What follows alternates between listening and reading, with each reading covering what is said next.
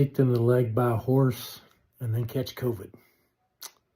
I think this week is one I'm going to forget.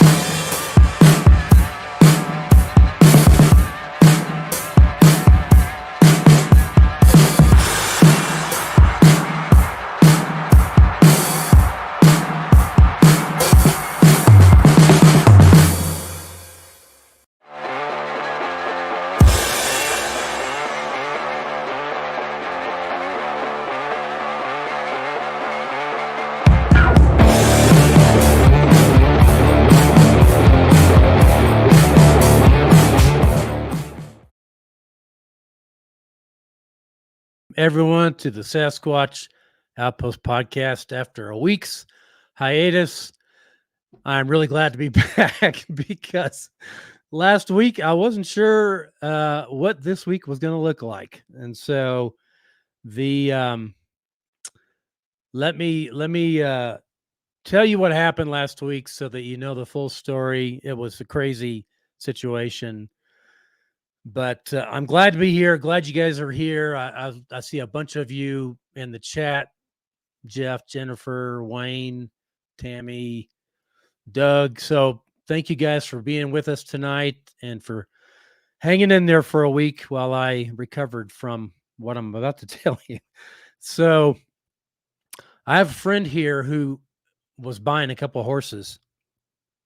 And I told her I would go with her when she brought them to the, he was going to keep them, which is where I kept my horse as well. And so I met her over there Tuesday, like 1 PM, and saw the horses. And we're standing there talking next to this big hay rack. And I said to her, so if your horse's manes ever get braided, if you ever find them with their manes braided, let me know. And I look across the hay rack and the horse right there has his mane braided, or her mane braided. I'm like, no way. I mean, what a coincidence. So I started, I walked around, got my phone out, and I'm holding the mane, I'm taking pictures. And so now I'll show you this in a second. So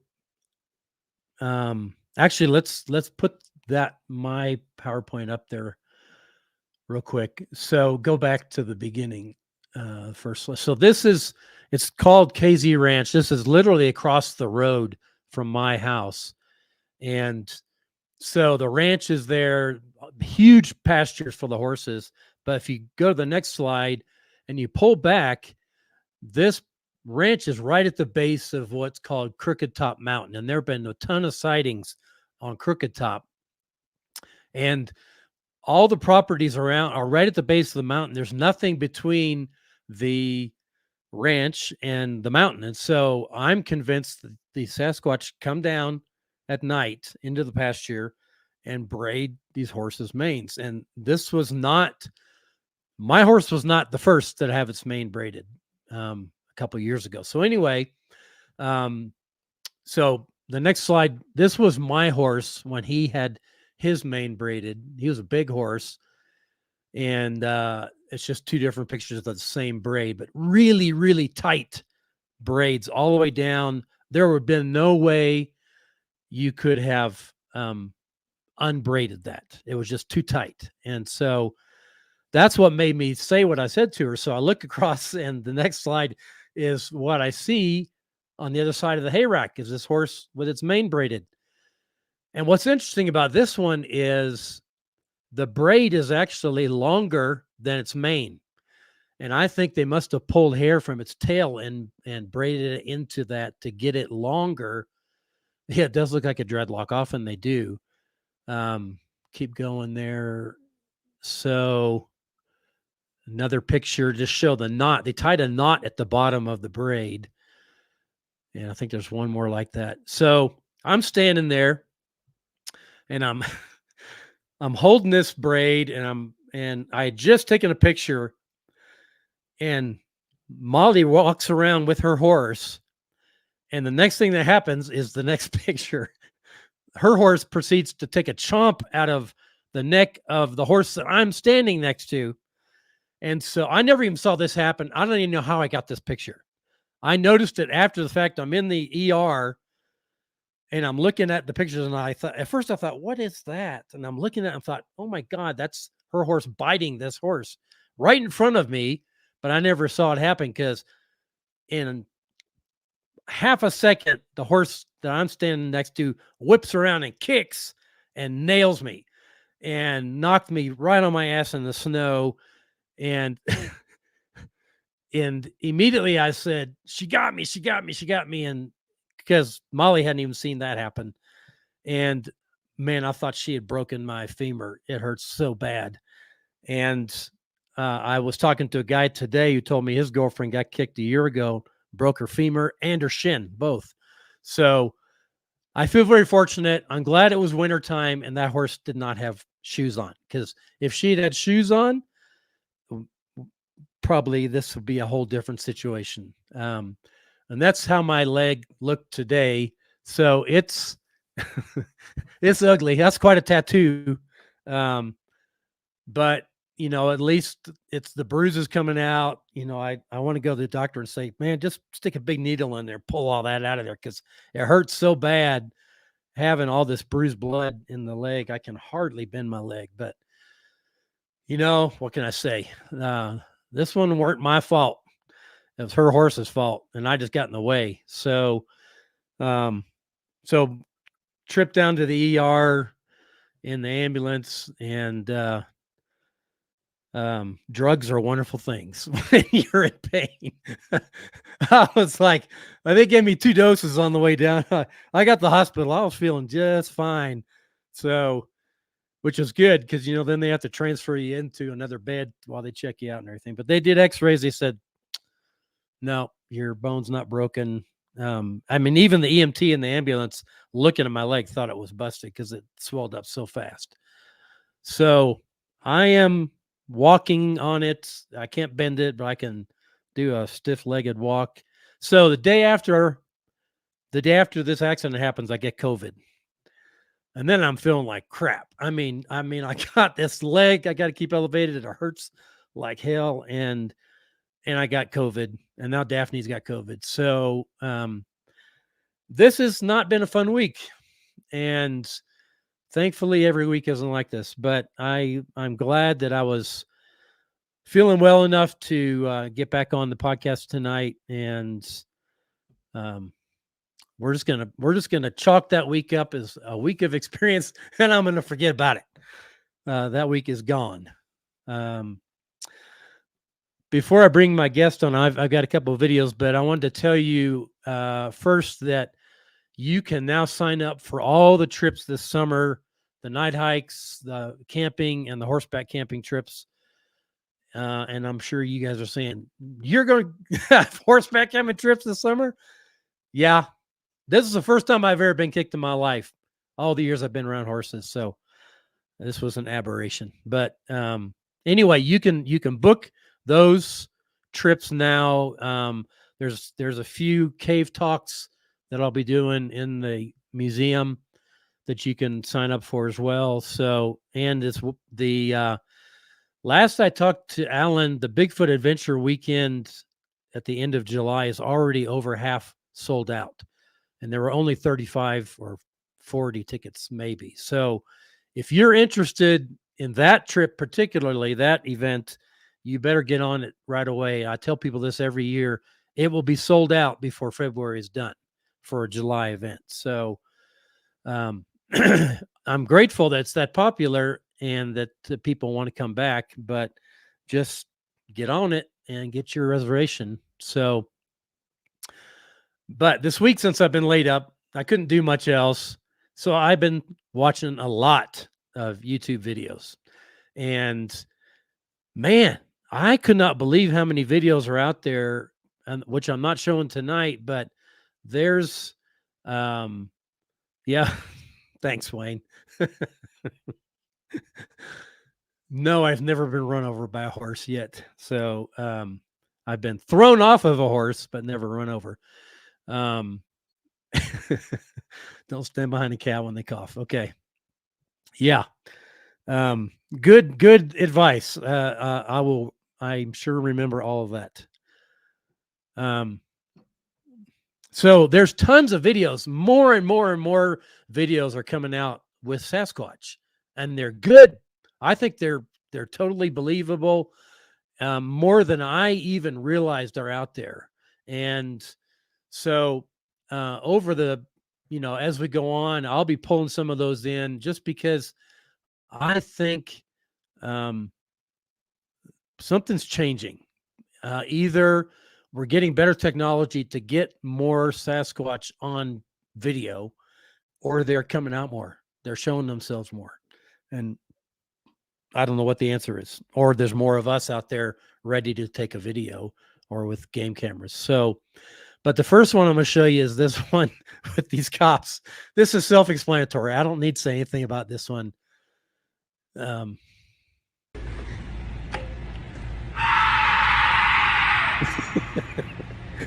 Which is exactly how I would have responded to that scream. They had apparently, it says on the top, they had gotten a call about a trespasser. So they're looking for a person, and they hear that. And man, as loud as that sounds on the video, can only imagine what it sounded like in real life. So I don't blame them a bit. And David and I were talking before the show started, and he said, we get this idea that cops are like superhumans, and they're just like us, man. Something like that screams loud in the middle of the night, I'm gonna run away probably. I don't know what that is, but it doesn't want me there, that's for sure. So but these next three, I noticed there were several videos of trees being violently shaken, and these are fascinating to me, and I'd love to know what you guys think in the comments. But let's show the one from Tennessee first. And no sound, just mute the sound on this one, on all three of them, actually. But this was taken by a drone, and you see these trees just being, literally thrown around, and based on the height of these trees and how much foliage, these trees have got to be a foot in diameter. And look how this thing is, whatever this is, and it's going from one tree to the next and just throwing them around. And I'm thinking as I'm watching this, okay, is there heavy equipment under there that's moving these trees? You never see anything. You never see anything that looks like, there are machines that can rip a tree out of the ground, but typically it doesn't do that to the trees. It'll grab the tree, it'll shake it some, and it'll pull it out or cut it off.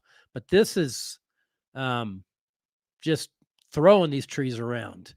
But this, let's see. Let's do the third one with your name on it, and then we'll do the middle one last, Steph. And again, this one, it's just whatever's grabbing that tree is not happy. And whoever did this video put the sound of a lion roaring to fake like it was Bigfoot. And I grew up in Africa. I know what lions sound like, and that's exactly what they put on the video as a soundtrack. So that was just the tree was what impressed me. But this third one, yeah, we can show this one. The third one, now watch this. This is deep winter. Look how deep the snow is on top. And you see this tree. This is unbelievable. Something pulls this tree out of the ground and then walks with it. And you'll see this tree walking away. And I'm like, unbelievable. What in the world? And trees don't walk, last I checked. And it moves way down past the rock, not even close to where it was.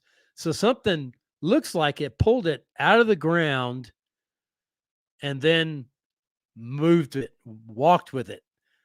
This is it in reverse. They're playing it in reverse. But I just think, okay, I know Sasquatch does this. I know they pull trees out. I've found them. I'm sure David has.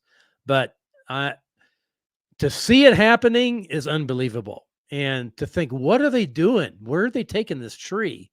But it looks like the tree is walking. And somebody in the comments online said, well, maybe it was a tree remover. I'm like, there's 3 feet of snow on top of that mountain. There's no way there's any equipment up there. Trust me. This, whatever this is, it is not people doing this. So yeah. He just got his income tax. His accountant just told him what his income tax bill is going to be.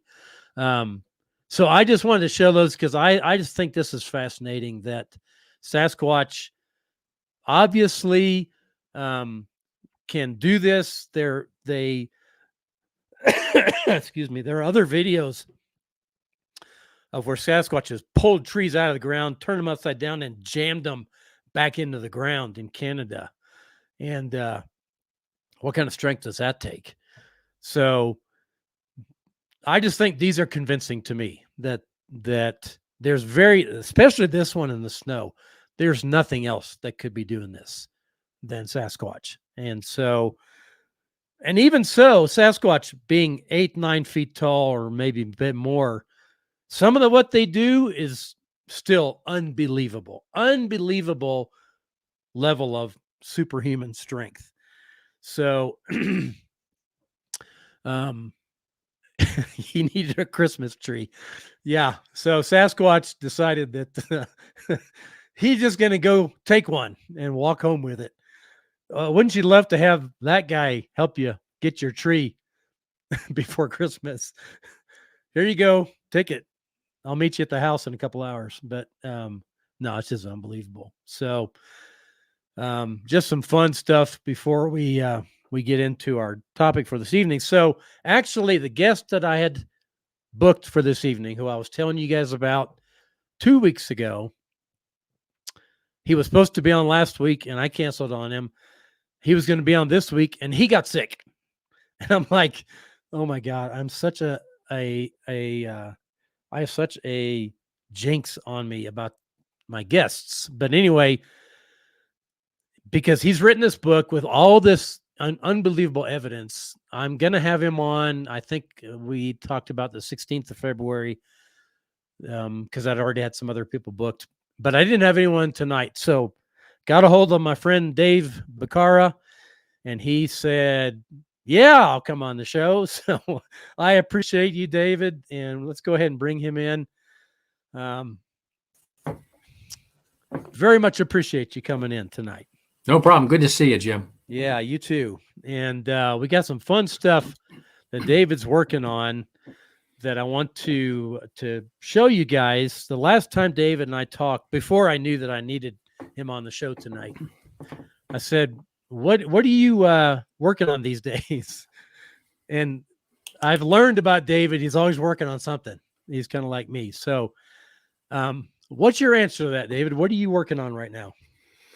My God. Well, on top of continuing to improve the museum that we currently operate, I've been working for probably 5 years on another museum because we're kind of limited as the space. The building, our museum is only about 5,500 square feet complete. And so I've already run out of room. And I already wanted to bring all these things, these other things in, because people, they concentrate on Sasquatch. And when you do that, in my opinion, when you just concentrate on Sasquatch, you don't look at the dog man, Mothman phenomenon, UFO, you just I only do, you can actually dream up all kinds of strange things that are happening behind the origins of Sasquatch, where I think Sasquatch belongs right where he was. He belongs in there with the other cryptids. He's not separate. He's part of the same phenomenon. So that's what I've been working as a museum to bring it all together. So when people come, there's Sasquatch, this stuff, there's UFO stuff, there's lake monsters, Loch Ness Monster, Lake Champ and Lake Champlain, and Ogopogo, and Dogman, and aliens that were seen by good witnesses all over the world. So I'm trying to bring it all together. And my God, let me tell you what, I thought just working on a Bigfoot museum was time consuming. Try working on all that stuff and to bring it together. Not only, but you have to make it kid friendly. Yeah. So you have to remember, you can't operate a horror, a haunted mansion with all kinds of scary things. Agreed. You have to keep it. You got to keep the tempo down a little bit where it's interesting without being terrifying for the kids. Because kids are the future, and I'm sure they're a big part of our museum. I'm sure they are of yours too. So yes, you don't want to scare them away. Right.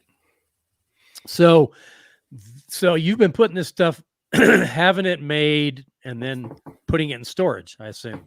Why you?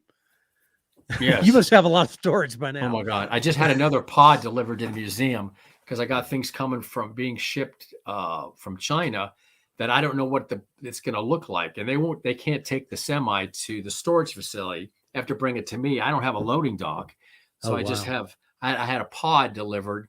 I had to make a ramp, and I've got all these different kinds of wheels and things that'll slide on plywood.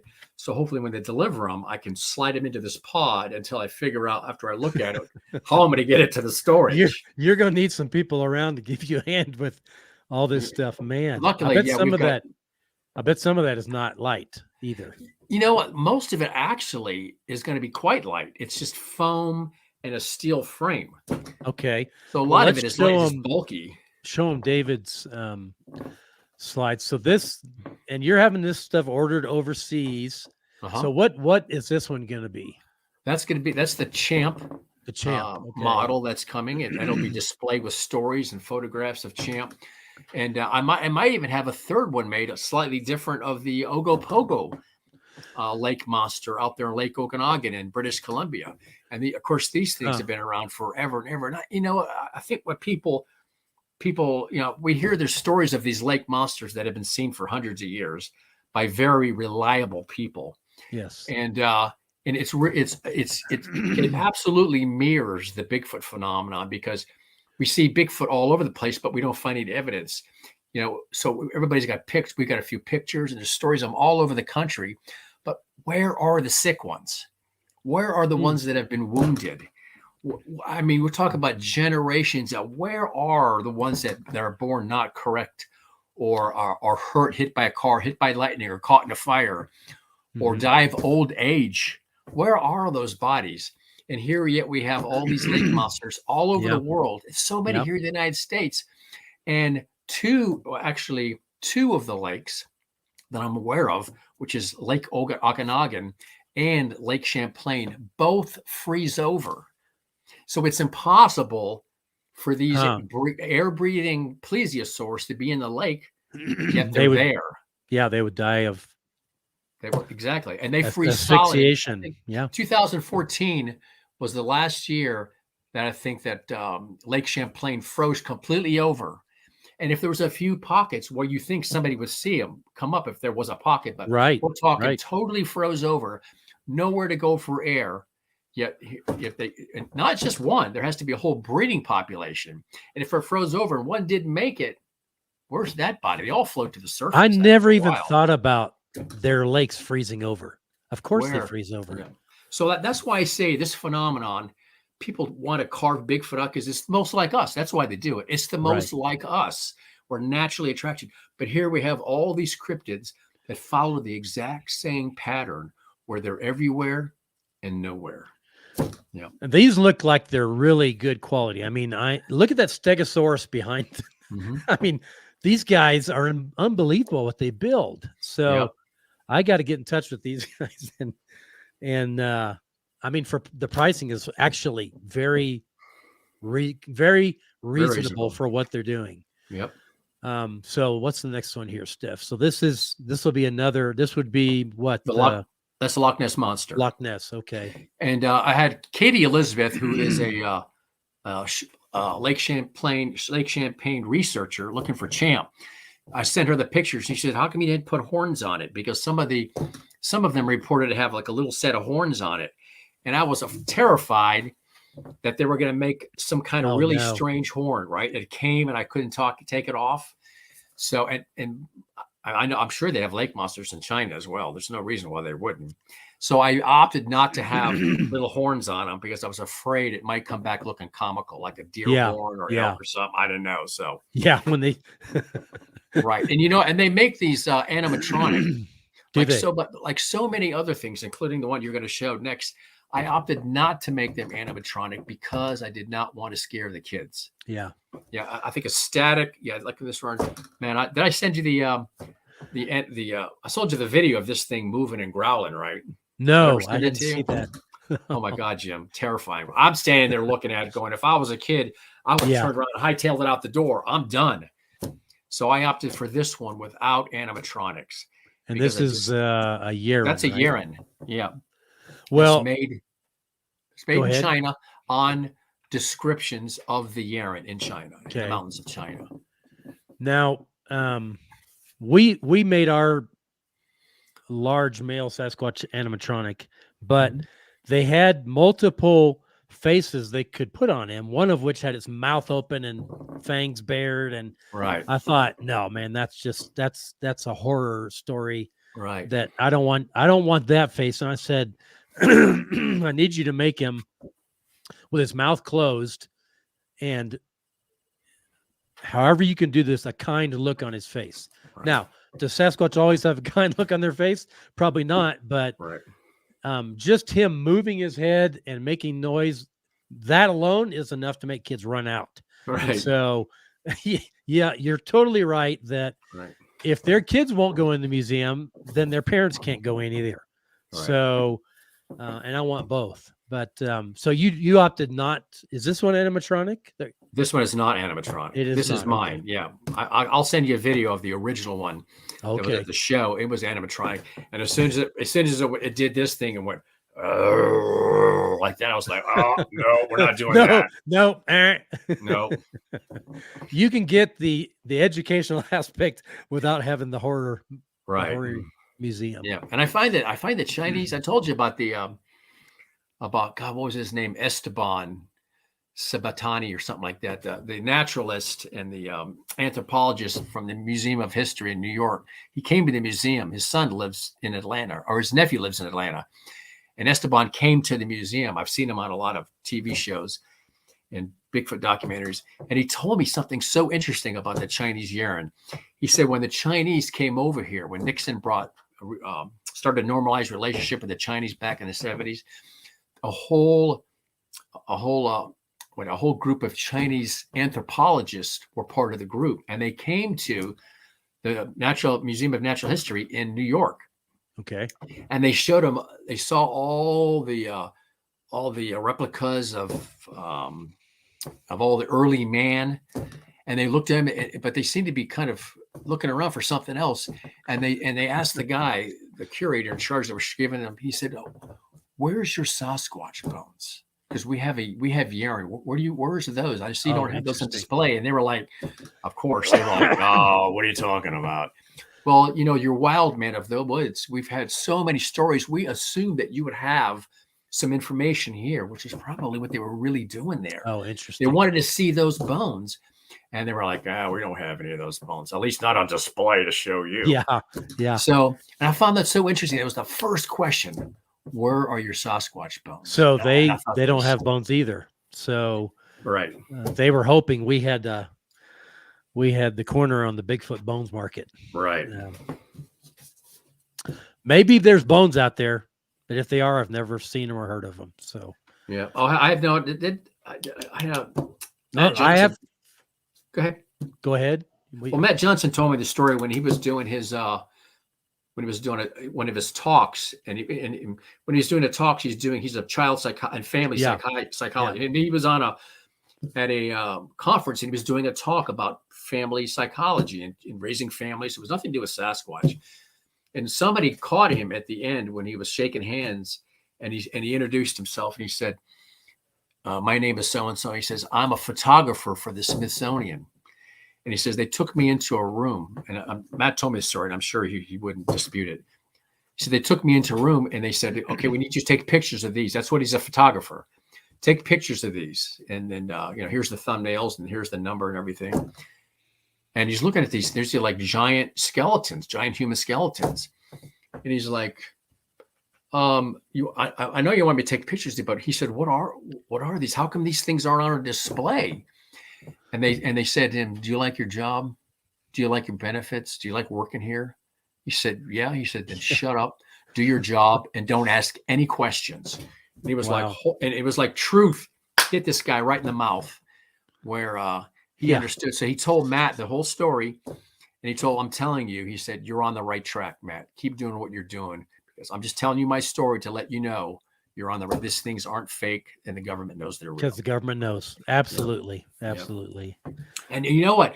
And I don't want people to think that, even though I'm not a big government lover, there might be a good reason why these things. I just because they're real, it doesn't mean that the general population is ready for complete disclosure. So the more I learn and the more I understand the abilities of these things, there's a big segment of the population that would lose their minds. I totally believe in that. And a big segment of the population that would stop hiking forever. Right. Yep. No more hiking, camping, anything. So, yep. Okay, let's see what else he had here. This is an interesting story that you mentioned. Yeah, this is Pedro. He was found in, I think, like 1926 in a cave by two prospectors in Wyoming. And they were digging through a mine, and they busted into this little cavern, and there was this little mummy sitting up on a shelf in this dugout. It wasn't buried. They broke into a little opening, and there it was. So they brought it home. They're just really interesting, and they ended up having an X-ray. Turns out that the X-rays, people said it was actually an adult. It's not a child. So when a lot of people say, "Oh, at first glance, it's just a child," it's not. It's a mummified. It's not. It's got. It's been X-rayed. It's got the craniums are all closed up. It's an adult, not a child. It's only like 10 inches high. So that's sitting down. So if it was standing up, it might be 12 inches tall. So this has come into our possession on loan. So we're going to be displaying this probably in the new museum as well. Now, is this the mummy? This is a replica. Okay. That has come to the possession of the museum. Okay. But it's made from the drawings, the X-rays, and all the photographs. Okay. Yep, exact replica.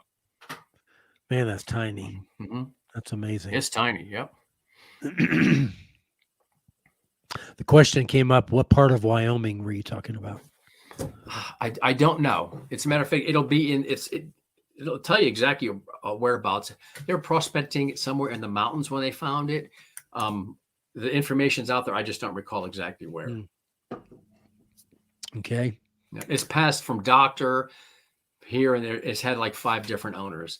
Now you're probably familiar with this one, right? The Mothman.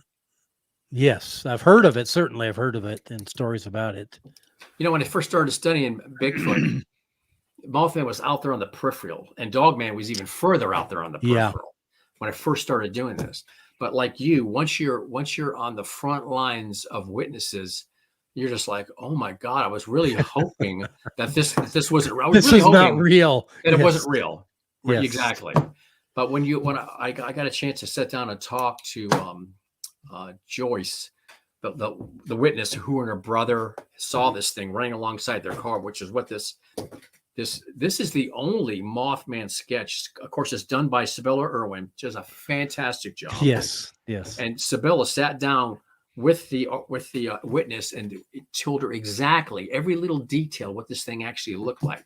So you see a lot of artist concepts where it's just got wings and no arms, or it's got a human face, or it doesn't have shoulders. It's just like a neck with two eyes on it. But this is actually exactly what the witness saw running alongside of her car. It was covered with fine hair, a little bump of a nose with two nostrils, just the littlest suggestion of a mouth, red eyes. She goes, I don't think they were glowing, but they were the reddest eyes I've ever seen, because it was running alongside of her window, looking at her car, looking in the window at her. And her brother looked at it. He said, honey, he said, Joyce, do not look out your window. Of course, she looks out the window, and this thing is running right alongside the car, 40, 45 miles an hour. Wow. With the wings tucked in real tight to its back. She goes, I couldn't even see its wings, but his face was looking right at me as it was running alongside our car.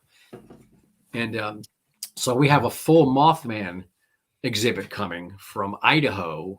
Should be here this month. So we're going to have its own Mothman exhibit, along with photographs and recordings. And this one has just really amazed me, because no vertebra on the planet has arms and wings. Right. So I don't care what kind of evolutionary thing you can dream up. Mothman, Pithecus, I don't care. This thing is not from here. And if you can try to tell me that this could happen, where is all the ancestors? Where's the million years worth of dead and ancestors, the ones that died, that didn't make it? Where are they? Why do we have this thing, but none of its ancestors? Of course, it's the same thing with Bigfoot.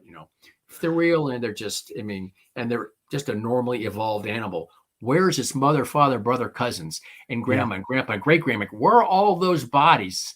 Where are they all at? So we're not just talking about now. We're talking about a whole lineage of a million years, or maybe not a million. If they say we've only been around for like 20,000 years. If they're older than us, where are all those bodies at? Where are all those skeletons? And the government can't confiscate all those bodies. Right. There's just no way. Exactly. So, but there's one of the videos I was watching while I was been sick showed a game camera. It's a still shot of this goat walking upright, as tall as a man or taller. And I'm like, I'd heard about Goat Man, and I just like, oh, come on, man. You look at this photo, and yes, can people Photoshop something? Of course, but this looked really convincing. And I thought, man, what is there not in the world? It's just so unbelievable. Exactly. So like, if these things can be real, and of course, that's what I say. That's why I say to people, we need the government to disclose that these things are real. They're pushing for government disclosure. I'm like, you don't understand that Bigfoot, he's holding Pandora's box down, and behind him is the Mothman and Dogman and aliens. They're all waiting to jump out of the box. They're all waiting to jump into reality. But the government knows that once you flip that box open and out jumps Sasquatch, okay, he's real. Well, then here comes Mothman. Well, and if Bigfoot's real, well, is maybe Dogman's real? Then maybe alien. Of course, now we're all talking about aliens. Even the government's having. You almost have to be an imbecile at this point to think aliens aren't real. When you have the military all over the world, including head of military of other countries, telling you, the aliens are real. They've been visiting here for a long time. So anybody that's still under the delusion that this is all makeup is they're only deluding themselves. So. And governments in South America and Central America are telling their people way more than our government's telling us. Oh, absolutely. They're showing them videos that are out, literally, no pun intended, out of this world that I've never seen come forward here publicly. And I'm just thinking, this is literally unbelievable, but real. I'm convinced it's real. So it's the person who's making your Mothman. Is it a individual or is it a company that's building that? An individual. Yep. Wow, that's impressive. Okay, so what do we got next here?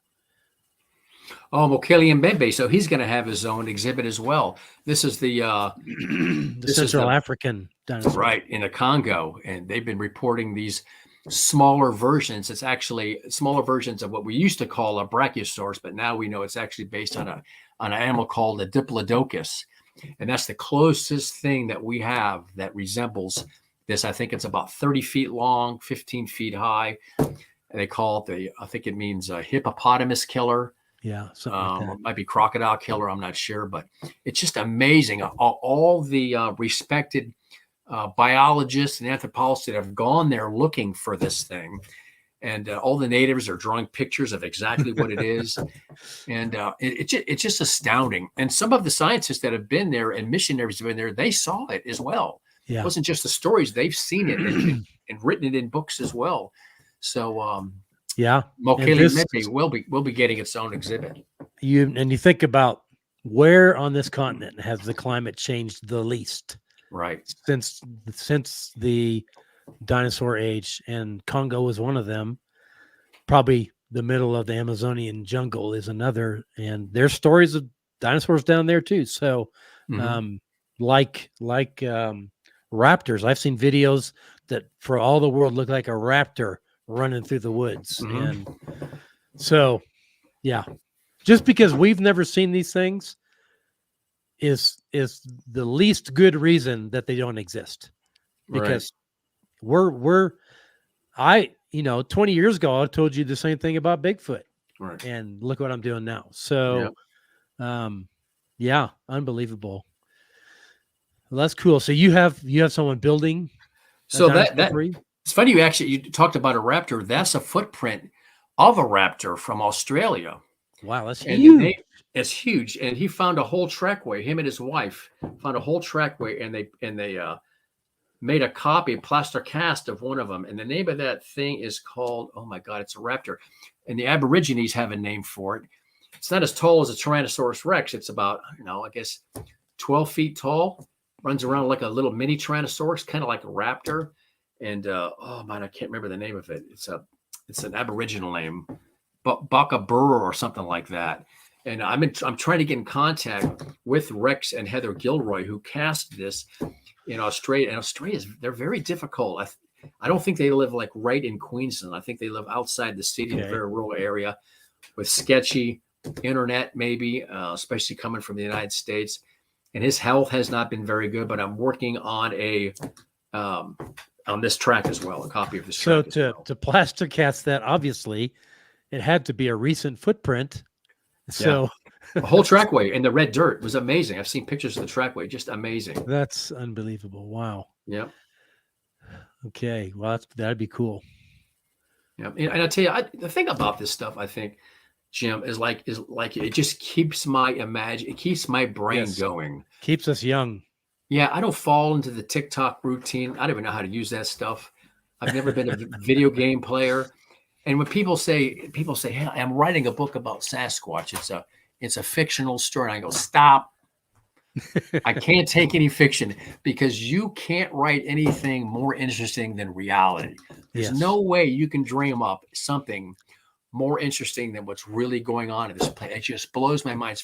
Oh, pterodactyls are going to get their own exhibit as well. Yeah. Yeah. So which they call over in New Guinea, they call it the ropin. And God, I can't tell. I've talked to two people. I've seen one in Georgia. One was a hunter in his hunting stand down in Piedmont Wildlife Management area, just east of Atlanta, sitting in a deer stand, and he could see this thing flying. He's like, "Oh, that's it. Boy, it's a big bird." And it kept flying right towards him. He said, "This thing flew right over me." And he said, "There was no bird." He said, "It had huge leathery wings, a long tail, and a thing coming off the back of the head." He said, "I knew exactly what it was when it flew over me. It was a pterodactyl." And he was, and it wasn't a model either, I'm sure. Wasn't a model, and he was just a regular guy. And I've talked to a guy who saw one hunting with his grandfather, and in Georgia, and other people that saw one in North Carolina, and a lady saw one in Winder, Georgia, a couple of them in a tree. And she was a sculptor. She sculpted one. She goes, people kept asking me, "You sure it wasn't a bird?" And she goes, "No." So she sculpted one. I brought it to the museum and showed me a perfect little model of a pterodactyl. And when people tell me it was probably just a crane, she goes, "This is what I saw. Does that look like a crane?" I'm just showing you exactly what I saw. Does that look like a crane? No. She goes, "Okay, then it wasn't a crane. It was a naked crane." Yes. And somebody just mentioned the thunderbirds, which are just ginormous eagles. I mean, Yeah. 2 to 3 times as big as the largest eagle. Right. And I tell people, because it's too much to try to jam into a conversation, that all these different things that we want them to be unrelated are actually related to the same phenomenon. And this world is way more interesting than they're telling us. yeah, And once you get into that, you don't need fiction. Once you start understanding and you take this stuff in, you're just like, your mind's blown every day. Every day I wake up and my mind's blown. Every day it's this place amazes me. I love it here. I love it. reality in this case of what we're talking about is stranger than fiction, for That's sure. the truth, my friend. That's the truth. So this is a weird one too. Yeah, so I was fortunate enough to make friends with the only guy on the planet who's allowed to make molds of the Paracas elongated skulls. And he operated a museum in Texas, I think just outside. I can't remember the name of it. My wife and I went there about 4 or 5 years ago. God, what a nice guy. He just passed away. And last year, maybe like 8 or 9 months ago, he passed away. And before he passed away, I ordered a whole set of these elongated skulls, painted just like the originals. And I mean, they aren't the artists. They're actually, like I said, he's the only guy allowed to make a mold. So they're made from the original skull. Okay. So those will be on display. And the reason it's so important, a lot of people, that cranial binding, yes, they used to do cranial binding, but the experts are telling you this is not that. The cranial binding probably started to mimic the real thing, which was these, because these things, they have it's got like an extra crack that's not supposed to be there. And the cranial is like 30% larger than an actual skull. So even if you squashed it back down again, the cranium's still too big, which contains a bigger brain. Yeah. So these things, in fact, are not normal human people. They're from somewhere else. And so I've got a whole set of those that are going to be on display, explaining that and a lot more about the strange skulls dug up in Peru and South America. And since this fellow's passed away now, I guess no one can make these casts. No. Wow. No. Good for you for getting it when you could. Yeah. And I don't remember how many more slides we've got. Oh, there we go. Yeah, so this, of course, everybody probably knows the Minnesota Iceman, which is such a fascinating case. I'm having a special fix. This is a group of guys down in Atlanta, and they're making a replica of the original. And the original one had an eye popped out and a shotgun in the head, and it had a visible penis and a lot of blood and gore, a lot of things I just can't put in a museum with children in it. And like this special effects guy that's making this, he's the one that does the Iron Man movies. Okay. He's top notch and I've been to his studio. I'm just like, oh my God, he just does stuff that just blow your mind. I mean, that's why these guys make the money. When you go to his studio and you see see the quality of the work, you're like, oh my God. He was excited about this because is he building it like it's in ice? Yeah, he's going to build it. He's going to build it laying out. I'm not sure how I'm going to do the ice yet. He's already talked me out. He said, Dave, you don't want to display this latex model under ice. It'll destroy it. I'm like, that's probably why the one out there in Texas at the Museum of the Weird is also not encased in ice, because it's kind of interesting we're saying that, right? Because that guy displayed the original one in ice. And the guys are telling me that in ice, that latex will break down and dissolve. You'll be able to see the fakeness in the ice. So that's why another reason why I think I'm pretty sure that the Frank Hansen's original one, the one he was stopped at the border in Canada, coming back, that the government was going to take away from him. He had to call his congressman friend, and he pulled a few strings for him, and he got off the border and brought that original one home and put it in hiding somewhere and had a fake one built. Well, I would think you could use resin or something to make it look like it's in ice, but it's not, Right. He says once it's in ice and the hair starts to dissipate, that's where you start to see the fakeness. Yeah. And the original would have had to fool a biologist, Bernard Heuvelmans and who was the other guy that was there? Bernard Houlihan. These were experts, biologists, and they could smell the decaying flesh. And they were looking. They wanted it to be a fake. Yeah. Just like when I'm taking an incredible story that's blowing my mind, that I don't want to, that has fear elements in it. I'm like, please, in myself, I'm like, tell me this is fake, because I'm going to be looking. I'm looking hard, and he was looking hard, thinking this had to be a fake, and he just couldn't do it. As much as he wanted this thing to be fake, he said, I don't think it's fake. I think it's real. Yeah. So we're having that built. I'll be picking that up this month as well. It'll be displayed in a freezer along with all the original pictures. Matter of fact, when you see this thing, you're going to think you're in the carnival. You're going to be carnival sounds. There'll be banners. There'll be a barker, and you'll be able to walk up and see this thing just the way it's displayed in the original. Well, that explains one of your pictures then, because I was wondering why this picture was in there. I'm not sure if it's the next one or not, but that's one. Yeah, that's the freezer. Let me tell you something, my friend. Go try to find an extra large freezer this thing will fit in. Frank Hansen, I don't know where he found that freezer. I have the dimensions of the freezer, and this matches the dimensions of the freezer. How tall is the figure itself? It's just, the figure is just under 6 feet. Okay. Yep. And this is this freezer is a little over an inch or so over 6 feet. So interior dimensions. So you can find them all that are smaller, or they have a little thing that goes in the middle. I can't use that. So this will be painted up to look like a antique freezer.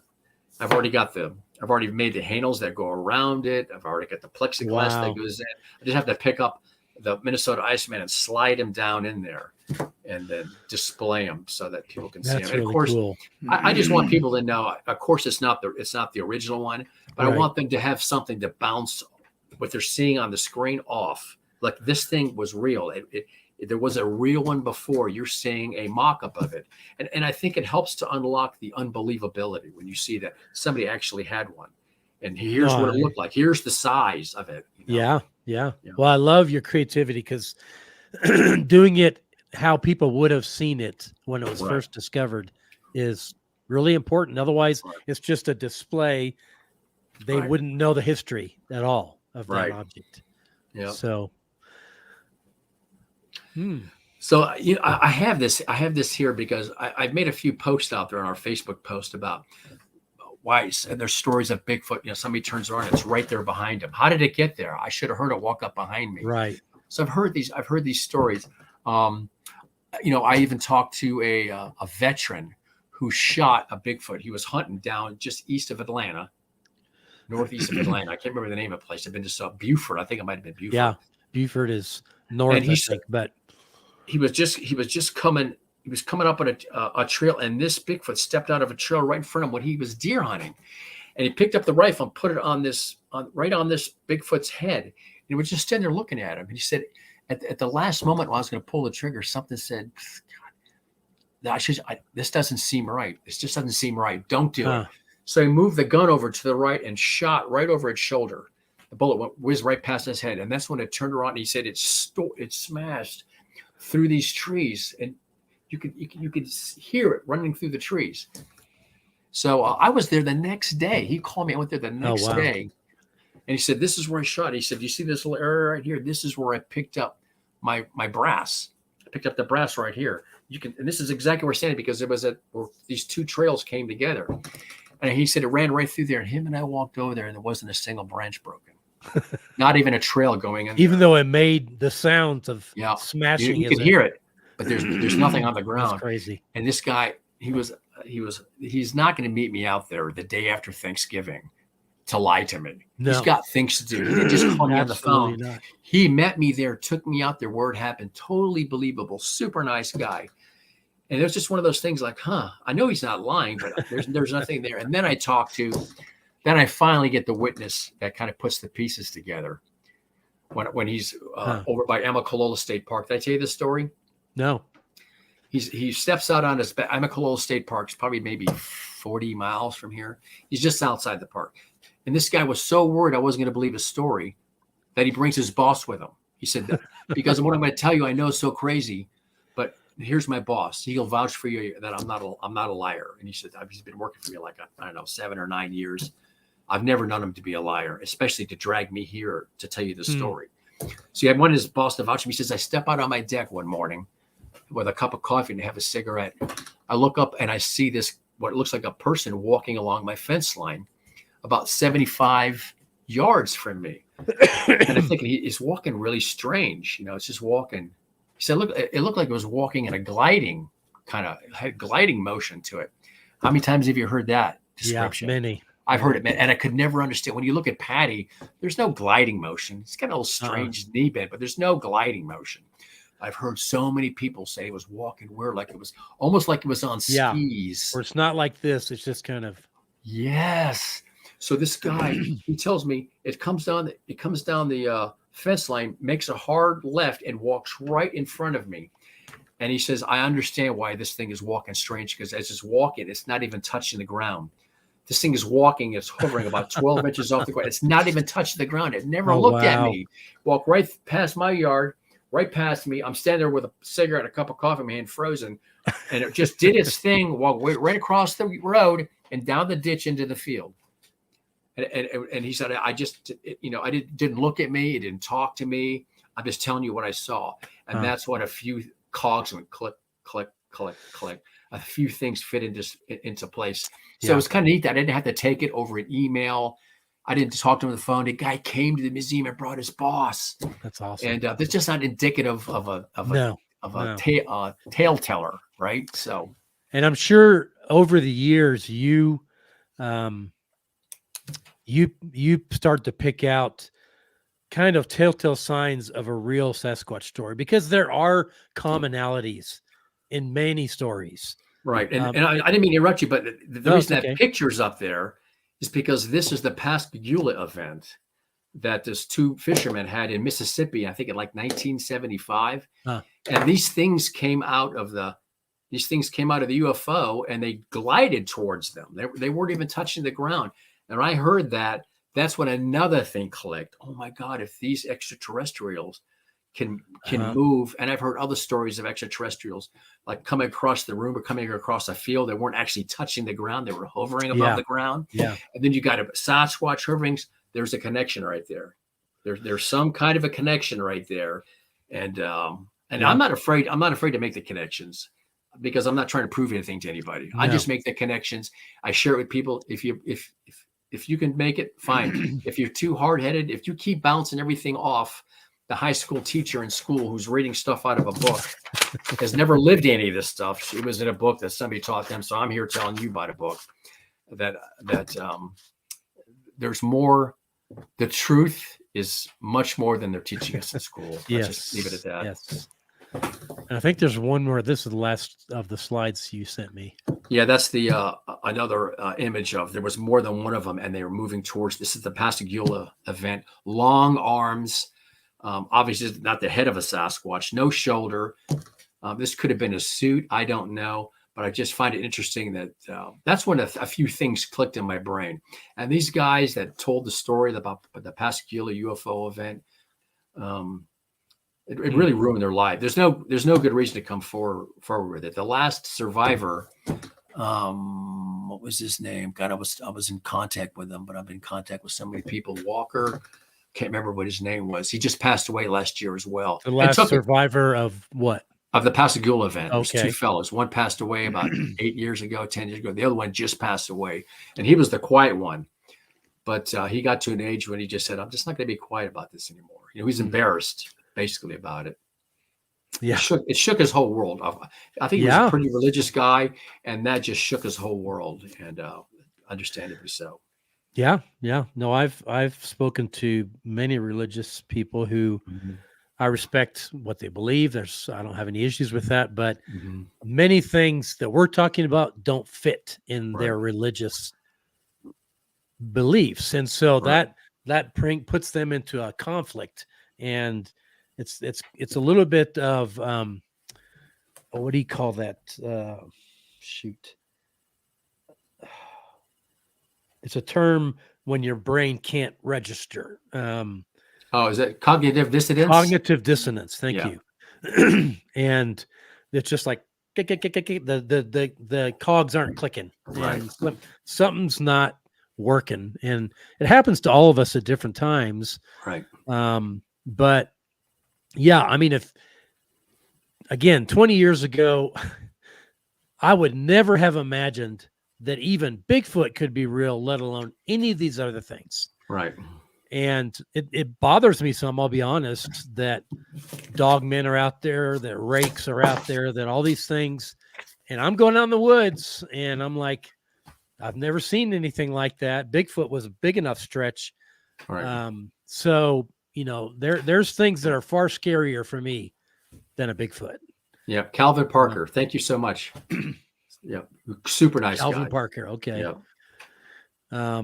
I mean, dogmen, I would be fine to live the rest of my life and never see a dogman. Yep. Me either. I don't hear that the stories about them, barring some exceptions, tend to be far more aggressive and violent than Sasquatch encounters. Have you heard of Matt Emch's story in Youngstown, Ohio, when he was a young, No. when he was like, somebody sent me that, and he's finally just come out. He's been in a couple podcasts about it. Now he's got his own podcast, which I think is called Planet 412. Matt Emch, Mattemch. And when I started watching this thing, but by the end of it, I was completely blown away. And of course, I contacted Sibylla.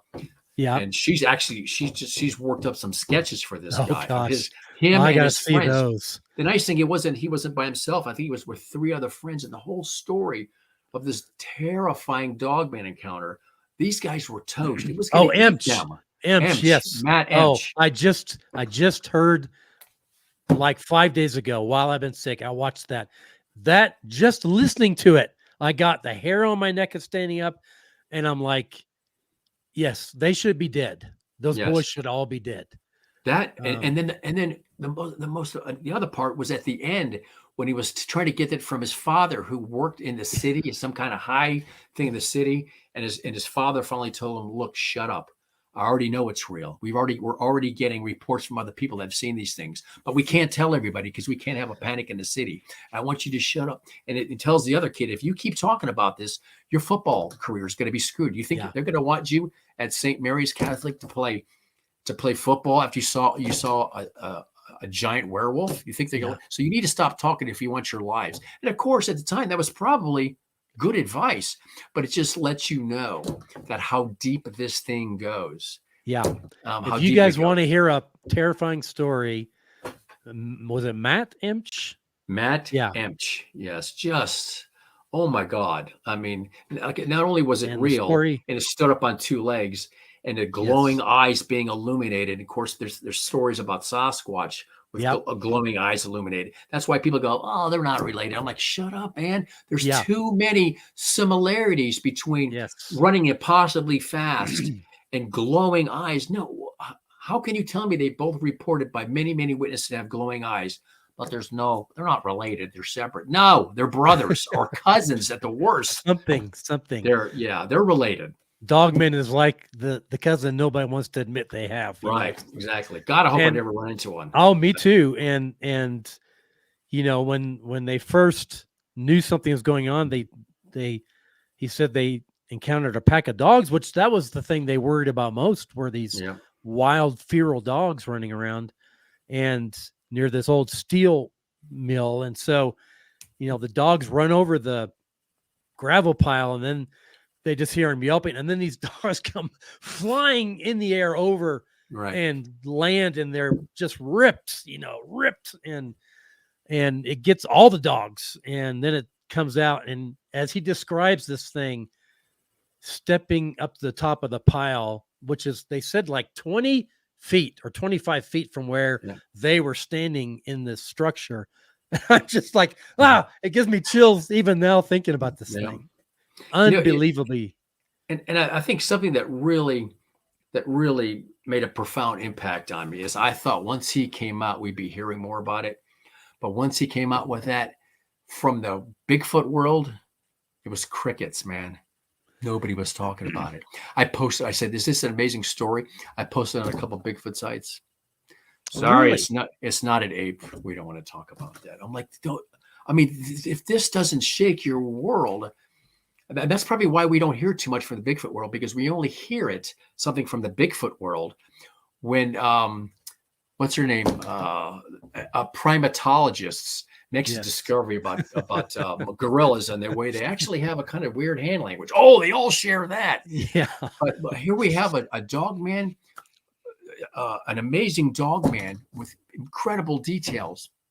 Nothing. Yeah. And I've rarely heard a testimony as convincing as Matt's, because he had so many details. Plus, it was not him alone; it was him and 3 other kids. Yes, And that amazing. It wasn't just him. So I think 2 of the other guys have passed on. Yeah, one of the other guys is still alive, but he won't mention. He won't say. He won't mention it. Yeah. But he said even at the time when this happened, 2 of them were vomiting. I mean, it scared them so, and crapping their pants. It scared them so bad. I know that they all knew that they were going to die. Yeah. And so, yeah, you got to hear that story now. You may not want to hear that story because, especially if you live in Ohio. Yes, that's another story that makes me think, never, God, please, never. Right. I don't want to. And here's a question I have for the Gigantopithecus crowd.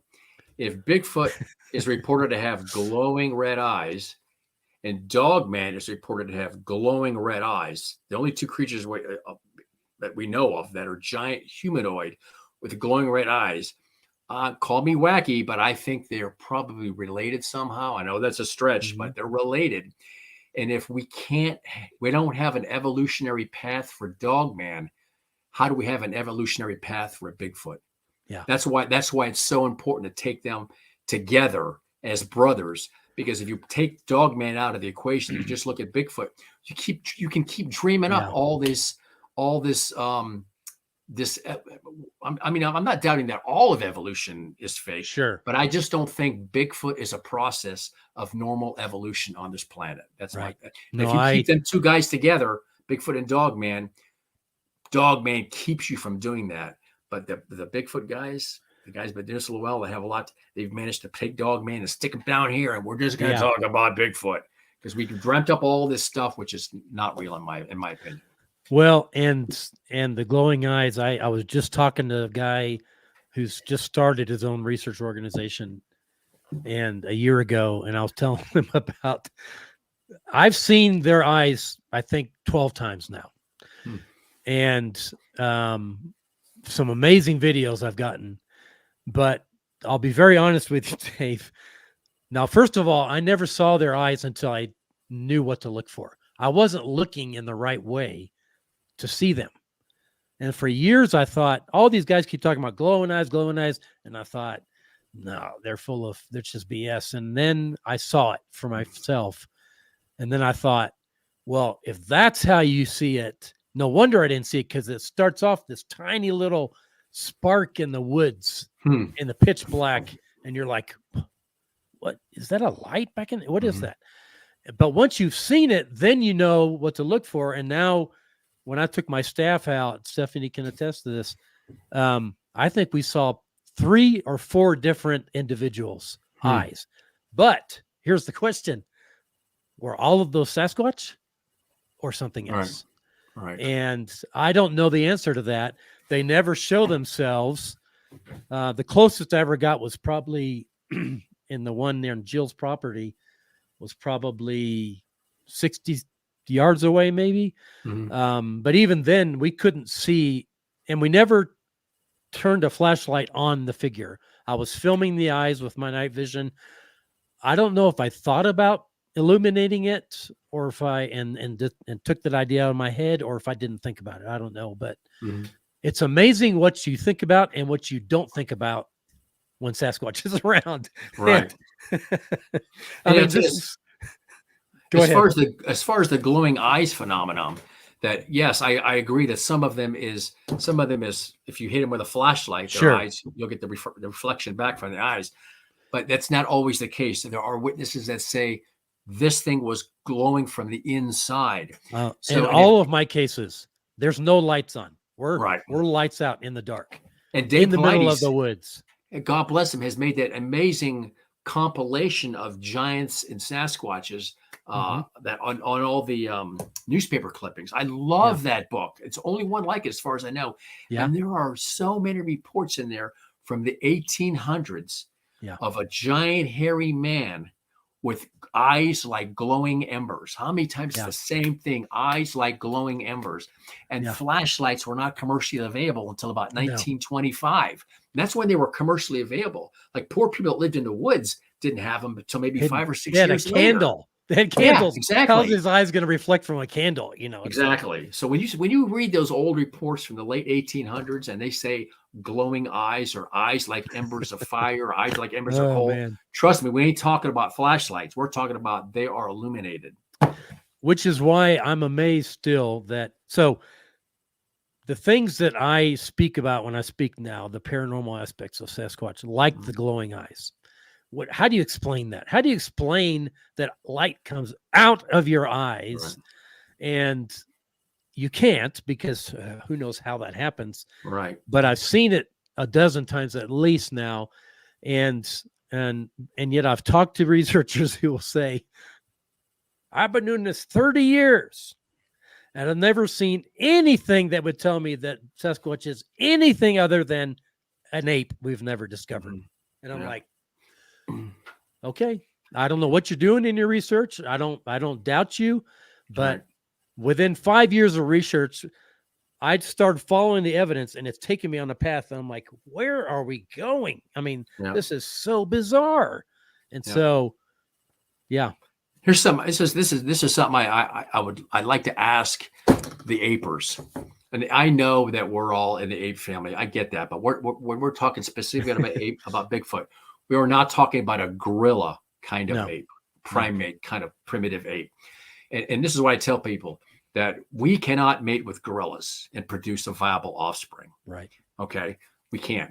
Gorillas don't have any language. There's no monkeys that have any spoken language. Right. We know that. But Sasquatches there are so many stories through the Native Americans and China and other countries, Australia, where these things have taken women and the women come back either pregnant or they have children. Only one of them, just one of all those stories has to be correct to completely obliterate the ape thing. Because if it's having a baby with a human woman, it's a human, not an ape. It's not a great ape. It's not a monkey. It's not I don't care what you want to put on it. If it's producing a viable living child that comes to term, it's not an ape. It's some kind of human. And here's my other retort that these Bigfoot have been, it's almost a proven fact now that they have a spoken language. Yes. They speak to each other.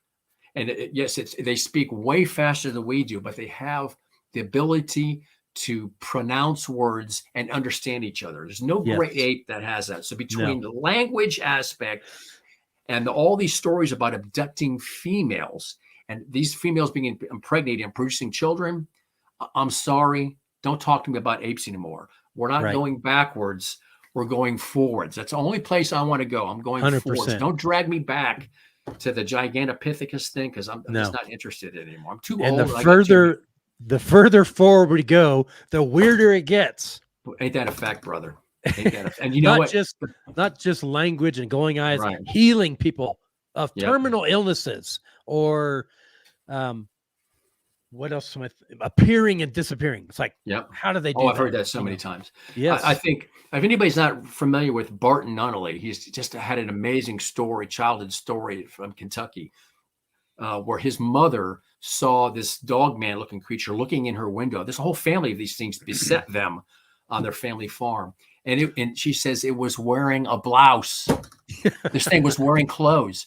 And I talked to the ex-military guy who hunts. He doesn't hunt, but he tracks down escapees, prison escapees in the state penitentiary system. When they escape into the woods, he shows up with the dogs and tracks them down, brings them back to the prison. Him and his brother were driving out west. He was dropping his brother off to a military base in California back in I guess would have been the 80s. Yeah, about the 80s. And they're driving and it's evening and they're driving through all these plowed fields. And they see this thing running through the field. I'm like, what? Who's running in the field? And they're watching this thing as they're driving. And he says it's running impossibly fast. And then it cuts over towards us. We're the only road on the car. are the only car on the road. And this thing starts running towards it. We realize that we're about to come together with this. It runs up, comes up the little ditch. And he said, it met us right at the car. It stopped. And they said, this thing was so big, covered in hair, that it could have reached over the roof and touched me in my open window. That's how big it could have reached across the car and touched me across the car. And he said, here's the part that my brother and I, we just don't understand. We really can't understand it. This thing was wearing a pair of coveralls. Oh, gosh.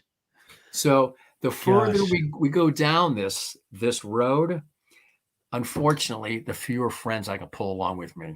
They're dropping back. They're dropping back. And it's sad because I have so many good friends that they like that giganto thing. They're sticking with it. I'm like, we're past that. Please leave that behind. We're moving forward. No, I like it. Okay, well, then I'll come back and check on you. Well, and when you hear as many stories as you and I do because of our job, right? Hundreds of stories, and there's these common elements of what we're talking about, the bizarre paranormal side of Bigfoot. And these people aren't researchers. They're just telling what happened to them. Right. And if you ask those people, so did you see an ape? They'd be like, an ape? What are you talking about? It was a man covered in hair. Oh my God, exactly. And their intelligence, they're so intelligent that, you know, I get a kick out of this when I've done gifting and they've interacted with us. I'm thinking that they're thinking, so what do you guys think, that we're kindergartners? I mean,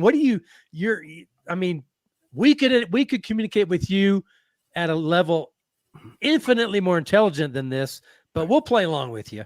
Right. We'll play along with your trinkets and things that you're putting out. I can't even imagine how to communicate with them, but I'm sure if they have their own language, they're talking to each other like, you won't believe what these guys left us last time. You know, it's like, and I tell people too, I said, I'll bet you if they have a language, I'll bet you $10 they have a bad word for us. Oh yeah. Yeah. Yeah.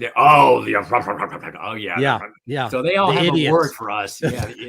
the fools, you know, whatever. Yes, the stumblers, the heraldless. Well, stumblers. I'm sure you've gotten this question. People often ask me, well, if they're so smart, why aren't they building houses and cars and ships? And I'm like, okay, if that's how you define intelligence, have you built a house or a car or a ship yourself? Right.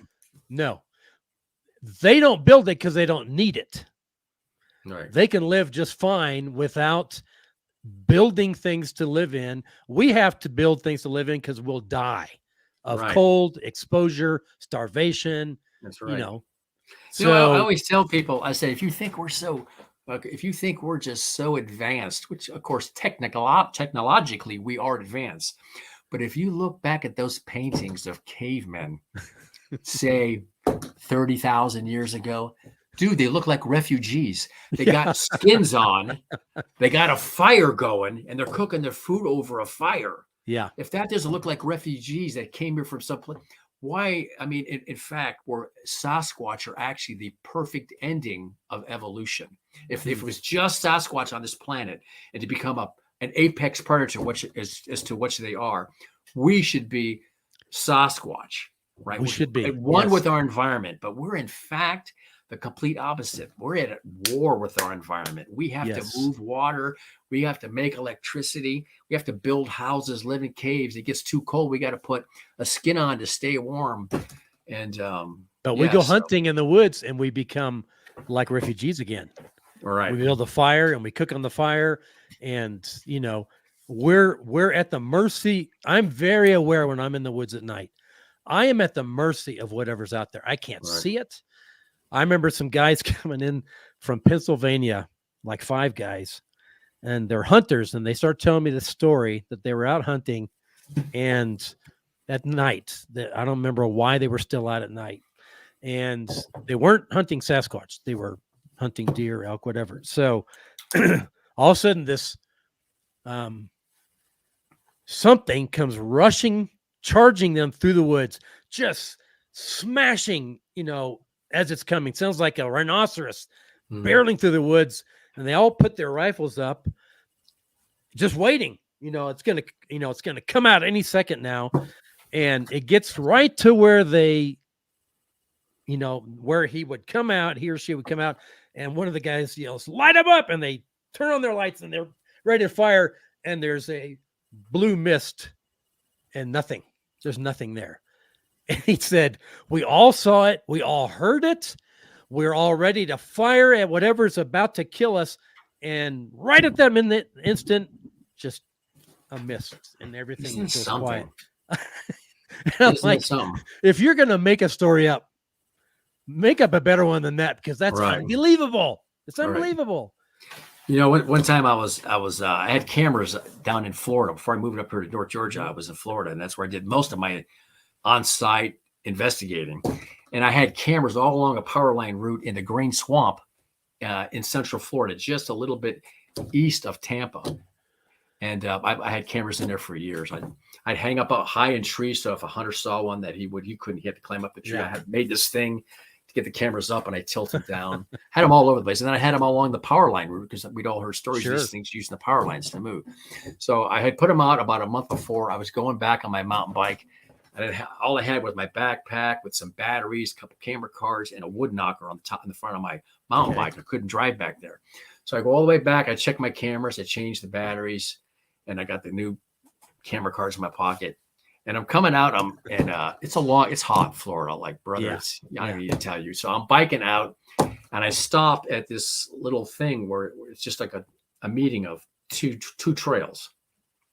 So I stop and get out, have a drink of water, and I look at my wood knocker and go, let me just do a wood knock right now. I've been there. I don't know how many times. Never heard anything strange in the Green Swamp, but there's lots of strange stories, but I personally have not experienced it. It's about 11 o'clock in the morning. I try to get there early so it's not too hot. Take my wood knocker off my bike. I walk over to a tree, and I go, let me just find a nice tree. I just don't go up to any tree. I got to pick the right tree, right? Oh, here's a good one. I go bang, bang, bang on this tree, and something comes completely unglued in the swamp about 200 yards from me. Now I'm in the swamp. And when I say it's a road, it's just a trail for a mountain bike. Maybe an ATV can get in there, but that's it. There's no trucks or anything in there. Some comes completely unglued. I'm thinking, oh my God, is that a deer? What is that? What's it doing? It's crashing.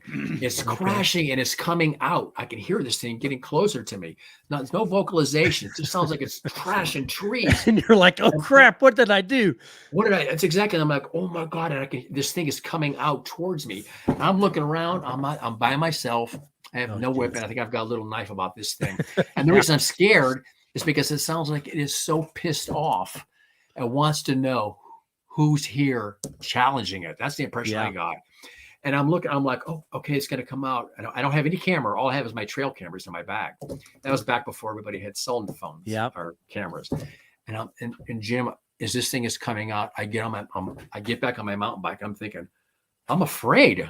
So I tear out of there. And the whole time I'm afraid for my life, but I'm laughing at myself going, well, the thing you've been looking at is about to come out and show its face, and you're going the opposite direction. I mean, what kind of researcher does that? You should sit here. But my self-preservation mode kicked in. And when it came out, it was going to be it in me. I had nothing. I'd already pissed it off. And you don't want to find out if he's peaceful or not at that moment. I remember I drove up about 100 yards, and I stopped because I was at a curve. And I think, well, I'll just wait here because maybe. And I'm like, what am I waiting for him to peek around the corner and see me there? He's going to outrun me. I just got on my bike and I rode. And the whole time I was riding like hell back to my truck. I was thinking about that. I'm living in the epitome of irony right now. Here I am. What I'm looking for is coming out, but I'm afraid it's going to kill me. I'm going to be one of them. At the time, missing 4-1, but it wasn't out. But, I'm thinking to myself, my God, that they're going to, he got lost in the woods. He must have stepped off his mountain bike to go pee. Oh, here's his bike. Where'd he go? Can't find him. Yeah, can't find him.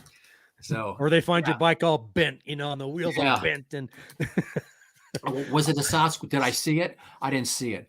But for the life of me, I can't imagine what else in the woods would make that much noise, that much crashing. Coming out, I've been camped. I've never heard anything like that in woods before in the middle of the day, right? And it's like they're trying to make as much noise as possible, smashing, grabbing branches as they're going.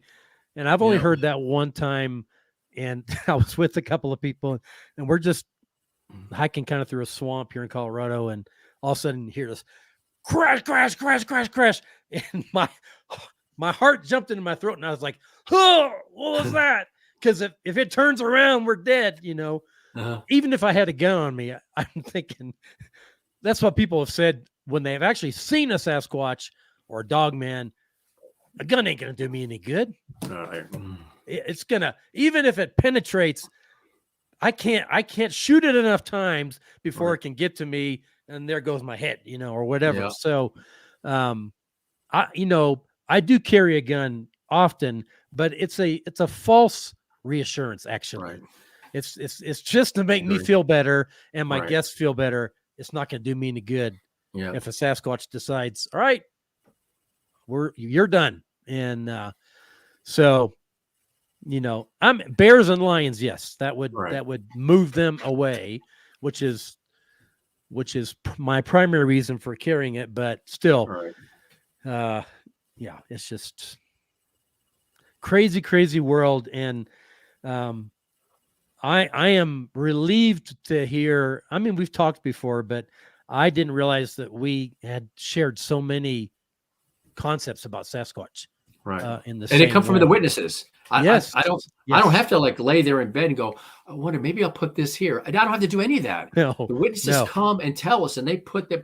If you get enough pieces to the puzzle, which is what we're very fortunate to have, that people just come and they just dump loads of puzzle pieces. So I'm not working with 3 or 4. I'm working with 100. And once you start to get a picture from witnesses, when you start to see that picture, my friend, you're like, this is way more than I thought it was going to be. And it's not witnesses, You go ahead. And witnesses who've never heard anybody else tell a story. Right. And so they start telling their story, and I'm standing there going, and they're like, you've heard the story before? I said, no, but everything you're telling me jives with everything else every legitimate witness has told me. Right. So many things about how they behave, how they interact with us is similar. So I know you're not lying to me because you're not a researcher, but the story you're telling me is exactly what I've heard before. So, so many aspects of their, they hear rocks go whistling past their head, shing, but never hit them, hit the tree behind them. Bam! Right. Yeah. Right. And people have seen them. I've talked to people that have seen them throw rocks and killing fish in a creek. Yeah. They can throw a rock and kill, but they can't hit you in the head, your head. Right. Or it can't hit your body. It's not trying to hit you. It's just trying to get rid of you. Right. Just trying to get rid of you. Right. Or just throwing green pine cones at you because you can throw them farther, but it's not going to hurt you. Right. And I've heard of those tapping people like Christopher Noel talks about being out in the woods with the Sasquatch that he frequents, and he calls one of them Pitcher because it loves to throw stuff at him, and he'll say, I'll bet you can't hit that tree, and hits the tree, and finally says, well, I'll bet you can't hit me, and 2 seconds later, pung, off his head. And so, but it's not there to hurt him. It's not trying to hurt him. It's just, it's messing with him like he's expecting them to. And crazy. But it's fascinating to me that the more I learn about them, the less I feel like I truly understand. And boy, that nailed it, because the more we learn, the bigger the bigger it becomes. And I think a lot of people want to know, well, how come they don't do this, and how come? Well, let me think about how I'm going to put this. People want to know what's all this paranormal aspects. I don't believe in the paranormal. So why are all these paranormal? And my answer is paranormal is just a word. Yeah. What they're exhibiting is a science that we do not understand. Yes. I don't believe in magic. Whatever they're doing is perfectly normal for them.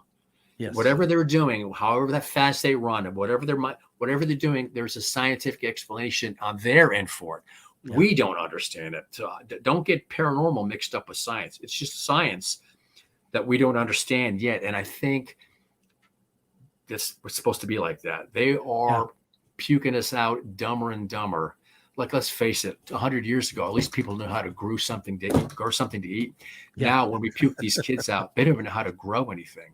They can not only know how to balance a checkbook, they don't understand where food comes from and how to make it if they had to. So, but people think, we're smarter now. No, my friend, we're not. we may be smarter because we can figure these little things out, work a computer, but when it comes to self-sustainability, we're way behind. 100 years ago, a kid gets lost in the woods. He can survive for days. That's right. He knows what to do, where to go, what to find to eat. Now a kid gets lost in the woods and they're dead in 3 days, you know, because so what's real? That's the question. What constitutes real intelligence? Right. Is it iPhones? Is it, sports cars, whatever? Or is it the ability to understand the world you live in and how to interact with that world in a way that protects the world and provides for you? And Sasquatch are perfectly in harmony with the world they live in. Yeah. And you mentioned something about people have asked me. I always like to tune into those witnesses and say, when I look this thing right in the eyes, I want to talk to you. And we've all heard the term, the windows are the eyes to the soul. And a lot of people, look, I love my animals. I have cats, I've had dogs, I have chickens, I have hog. I had animals my whole life. And I remember when I was a kid, I look at my dog, I go, look, I'm talking to you. Look, sweetheart. And as much as I love my dog, she was just like, do you have a snack? Right. Right. Yeah. I love my animal. And I'm going to probably piss off some people because some people think their animals are the smartest things in the world. Look, I love my animals, man. Trust me. I treat all my animals like queen. I talk to my animals, talk to my cats and my dog. I love them. But I think what's going on is that when people say, I looked into its eyes and I felt something, and I'll tell you what I think that looking at, it's just like when I look at Jim or I look at somebody standing in front of me, I can look at somebody into their eyes. I immediately know that this person's thinking something. I immediately know, and I realize subconsciously that they have a soul. They're a person. I'm not trying to get religious on anybody. I think that's what's happening. Is when you look at a Sasquatch in the eyes, you realize you're not so much. Some people, there's a connection and there's some information being relayed there. But I think what most people are understanding when they see it, but they don't know how to verbalize it, is they are looking at an animal with a soul. This thing is a real person with a real soul. And I think that's the part when they look at it in the eyes and they're just blown away. I could almost feel like it was thinking. I had empathy for it. I could tell it was hurt. I could tell it was hungry. I could tell it was tired. I could tell it wanted me the hell out of there. And they can tell it's intelligent. It's highly intelligent. It's intelligent. And there is a soul there. So like I know that my cats know when feeding time is.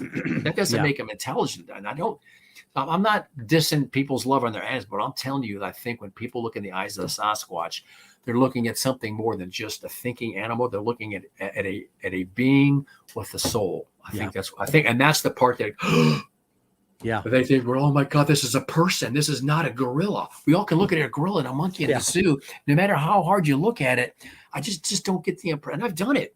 You look them in the eyes. Yeah. But people look at a Sasquatch in the eye and they see something back there. They see a thinking brain with a soul. Just my opinion. No, I agree. And I think it's like when you're in a crowd of people and you turn and someone turns and looks at you and you immediately know what the other one's thinking. Isn't that something? Just by the look in their eyes. You could look at dogs or cats all day long, horses, whatever. And they just have this blank look on their face. And so it's a soul connection. I think you're right. It's a soul connection. And I'm convinced, I don't know what you think about this, and we're over time, but we don't have a time limit. So I'm loving this conversation. And I think our listeners are too. But I think the fact that there's virtually no stories that I've ever heard, credible stories of humans being slaughtered by Sasquatch. Right. To the contrary, most 99% of encounters, even if there's, like you said, the sound of violence, no violence was inflicted upon the person. And more often than not, Sasquatch steps out or appears. They see a person, they look at them. The person's standing there paralyzed in fear, and the Sasquatch just turns and walks away and doesn't harm them. And I just think there's probably some kind of agreement they have as people that we're not going to hurt other people. Right. And so they kill and eat deer, elk, whatever. They're certainly capable of violence, but they don't do that to us. Right. I mean, there's Native American stories about women being taken or children being taken. I don't know where to go with those stories, but when people ask me, are they violent? My response is, I've never had them be violent towards me, nor anyone I've ever taken into the woods, nor any researcher I know who's taken people into the woods in all the years I've been doing this. So I would say, and we're out in the woods more than most, they've had ample opportunity to do violence upon us if they chose to, and they never have. You know, it's funny you say that, because I'm sure we've all talked to them, met those people, and God, what's that fella's name? Who lives in Niceville, Florida? Was checking his hog trap, had one standing in front of him, and it was stomping. It was stomping. It was where he was looking. He had a little light. He was lit his face up, and it was like stomping, and it was yelling. And every time it would stomp his foot down, he could feel the ground shake, and it kept taking like this. And he said, this thing was so pissed off I was out there that I got the impression that it wanted to kill me, that it wanted to hurt me. We don't get them all like this, but it did not. Yeah. Something was stopping it. It was so mad at me, but something was stopping this thing. So I've heard this many times. Yes. It was jumping around. It was yelling at me. And I could tell when I was looking at it, I was getting the distinct impression this particular one wanted to hurt me. He's conflicted in himself. Yes. But there's something stopping him. And I tell you, this is where I'm going with the rest of my life, is that because I am looking for who they take direction from. There is an unseen third party in all of this. The dog man, the Bigfoot. That's why they don't overrun us. That's why they don't just go into campsite and kill 20 people and then just walk away and leave it, because the person, in my opinion, the entities that they take their marching orders from, the ones that help them get here and get out of here. And there's plenty of good stories of portals. Whoever is running that portal situation. And if you think, I'm sure you know Adam Davies and John Carlson's encounter in Soha 2016, their mind-blowing portal encounter out at Matt Johnson's place. And they didn't want to talk about it. It's just they didn't want to talk about these little animals, these little creatures with glowing red eyes and teeth that kept jumping out of a portal. And then, of course, you read Skinwalker Ranch. They've seen portals and things come out of the portals. The scientists, not the people that live there. That whoever's running that show, whoever's running the portal show, that's who they take their marching orders from. And the marching orders is, you go there. This is what I've deduced so far. You go there, you do what you're supposed to do, eat. And it's funny that wherever they're coming from, they can come here and partake in our water. Yes. They can eat the leaves. They can eat the animals. And it doesn't seem to have any kind of we can't even go to Mexico and drink the water without being sick from sitting on a toilet for weeks. Exactly. But somehow they come here from wherever they're coming from, and they can partake in all these microbes that we have here, and it doesn't seem to harm them. Right. So that, to me, that's a whole nother amazing equations. Who's running the show? That's who I'm actually looking for. I'm not really looking for the sauce. I already know the real. Yeah. I'm wondering and looking for who is running this show that these things come in and out of. Who is running that? Who are the secret keepers, the gatekeepers? Yeah. And of course, the other one is that not only where are they coming back and forth from, and how can they, wherever they're going to, has to be just like here, in my opinion. Yeah. How does Mothman come here and breathe our air? How does Dogman come here and breathe our air and eat these things? All these things how are all these things that are coming here from someplace else, but they partake in our atmosphere? I'm seeing that. So just science. Yeah. How do they do it is all science. That? It's just science that's beyond us. Right. And so they got us good and dumb. So some of us. One more question for you before we end it. And again, I could talk like I need to come back to your museum in Georgia and spend a couple of days. You and I can just compare notes. And that's why I love talking to you, Jim, because I can talk to you about this stuff. There's nobody else on the planet that I can talk to this. Because you're like my brother. They bring this stuff to your doorstep. They bring it to we're like the only two guys in the world that they dump this stuff on, and we have to deal with it. I'm no smarter than anybody else. I'm not a brainiac. No, I'm just lucky enough that people throw these pieces at me, and I have to lay there at night trying to figure out, lay the pieces out where it creates a picture. I'm so smart, I can't even get out of a horse in time to keep from getting kicked. So, but my question is, your museum is very rural in Cherry Log. Have you ever had Sasquatch appearing near at the museum, or have you had bizarre things happening in the museum? And then I'll answer that for me, but I want to hear from you first. Okay. So to answer, there's so many things in there from all over the world. And I'll tell you something, I believe in ghosts, but they scare the crap out of me. Me too. 100%. I don't go ghost hunting. I don't want to know. No. I was in the museum one time 4 years ago, 5 years. I was vacuuming the floor in the morning over the vacuum. And I hear, Dave. I'm like, oh, somebody's here. We shut the vacuum off. Loud as a bell. Yeah, I'm in here. No, I get out. I walk through the whole place. There's no car. I'm like, okay. And it was clear as a bell over the vacuum. Dave. Wow. So I walk all over and I'm like, look, you can be here. You can stay here, but please don't scare me. Don't scare the staff. Don't scare the children. Let's just, when I please leave, be nice. Let's just play nice. It's yours at night. You can do whatever you want. I don't care. But during the day when the families are here, good people here, please don't bother them. And thank God I haven't had another instance like that. Don't think that when I go in there at night to get something out of the back with all the lights are off, the hairs are standing up on the back of my head. And my staff can tell you the same thing. The other question is, I had a guy in 2019 call me when he got home, and he said, look, my name is so-and-so, gave me his name. I live in Blairsville. I was down in Atlanta by myself doing something. I remember he was at a VA hospital. So I don't know what he was doing. He was coming home, and he said about 3 miles, maybe not even that, maybe 2 miles, because I went to the spot for museum. I'm coming up 515, and I see this thing walking along the side of the road. As I'm getting up alongside, and he's thinking, geez, that's a big guy. Geez, why is he wearing a fur coat? He said, I get alongside of it. It turns and heads for the woods. I hit my brakes in my truck, and I skidded on the gravel. And just right there was actually a little right. I turned off. And as I'm looking, it walks up this embankment into the woods. And I know it's just this little island. It's just like a median. You can stay in there, but you have to come out the other side eventually.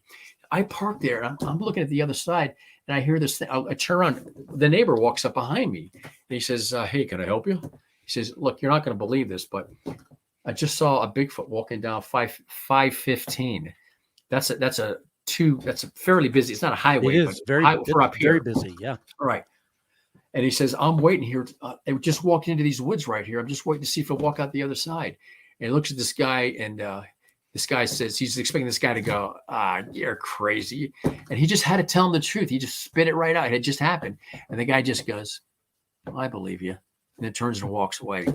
So that's the only one I know that has happened that close to the museum while I was there. I remember it was in April. I believe it was 2019.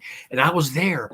And while I come back, I'm thinking, this guy's he's yanking my chain. He's just making fun like everybody else. That close to the museum in the evening time. It wasn't dark yet. And lo and behold, as I'm like discussing, he pulls up on the truck. He said, hey, I'm so-and-so. Did you look for prints? I said, yeah, I went over, looked all over the place. I couldn't, and where it was walking, it was all this gravel with old ass. There's no way he's going to leave a print. He says, get in the car, let's go. So now I'm thinking, this guy must be legit. We drove over there. He said, stop right here. He said, this where it was walking, right here. And he walks along. He said, and then it turned and walked up in them woods up there.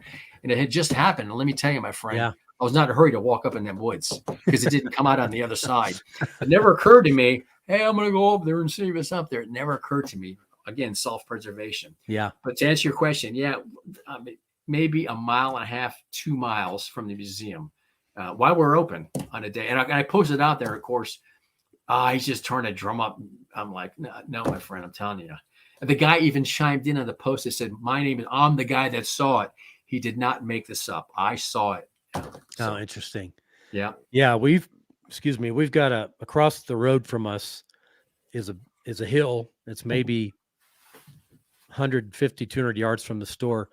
They've been seen 3 times on that hill by different people that close. And so, and in the store, we we'll come in the morning, any of us staff, and there will be stuff on the floor in the store that can't fall off. It's hooked or whatever, on the floor. So you pick it up and or someone will be unlocking or locking up, and they'll hear footsteps walking upstairs. We have nothing upstairs now. We used to have a renter. Upstairs is going to become an escape room, I hope. But here's something walking up there. Now I'm thinking maybe it's Sasquatch walking around this place because they know we're fans. We're for them. We're not out to harm them in any way. Right. And you're respectful. We're respectful towards them or anything else. And then I've got cameras all around the outside and the inside of the store. And at night, back where the Bigfoot is, if I turn it on, the motion sensor on the cameras, it'll pick up these orbs just floating around the room. The orbs will actually trigger the light to come on, so I know they're real. And you can see them on the camera, you can see them on your iPhone, but you can't see them with your naked eye. So when you see one, you have to turn on your camera and track it around the room, and you can follow it, but you can't see it. And so, and I don't know what those mean, what they are, but it's just kind of quiet, little things floating around. And I'm like, I've never sensed anything with but benevolence. I mean, just never sensed any meanness or aggression towards us in any way. It's just things that they do, whether it's ghost or Bigfoot, I don't know. But it just wouldn't surprise me with what you and I do that Sasquatch knows about us, knows what we're doing, and may just show up from time to time. I'm thankful because I live in the woods. I don't live in a city. I live in the woods, and I have deer, and I feed deer in my backyard. I've got raccoons and possums. If it's alive up, bears on my back porch pushing my.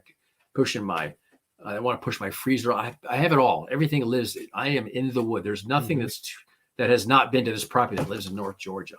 But to be honest, if I saw one in my yard, it would haunt me, because if they're there once, they're going to be there again. And that's what I'll keep telling myself. He's going to come back if he's there once. Yeah. So luckily, I've never seen one here.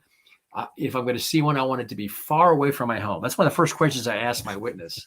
Guys, how far do you live from where you saw it? It's across the street. I'm like, oh, Jesus. Jeez, not me. I saw it from my living room. Is it? And that's the third time I've seen it over there. I'm like, yeah, well, it's not going away anytime soon. No, I understand totally what you're saying. And